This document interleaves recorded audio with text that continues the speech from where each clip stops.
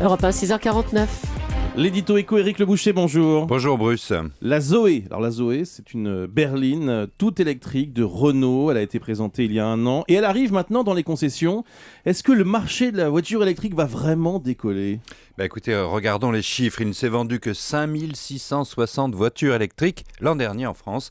Un peu de Peugeot, de Citroën et de Bolloré pour alimenter le service Autolib. C'est le double de 2011 grâce à un bonus de 7000 € accordé par le gouvernement. Mais évidemment, cela reste très peu. Le marché du tout électrique est confidentiel. Par comparaison, il s'est vendu 18 000 voitures hybrides, chiffre lui aussi doublé l'an dernier.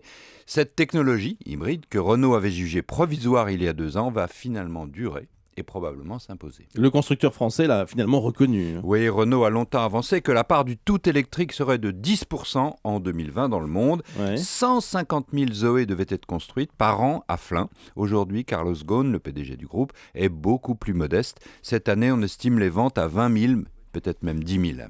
En fait, on connaît le problème. Le problème principal, c'est l'autonomie de la voiture électrique qui est trop réduite. Voilà, c'est ça. À cause des problèmes toujours pas résolus des batteries et de leur danger. À cause des conséquences de cette autonomie limitée, maxi 100 km, 150 km pour la Zoé. À cause aussi du manque de bornes publiques, de rechargement, du prix aussi.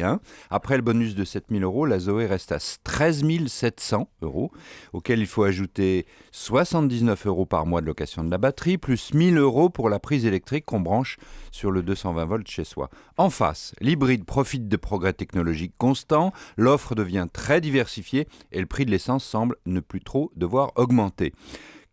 On peut faire un voyage avec une hybride et n'avoir qu'elle, tandis qu'une électrique correspond à un usage urbain, c'est une deuxième voiture. Bref, la Zoé ne peut pas être le porte-drapeau de l'avancée technologique de Renault.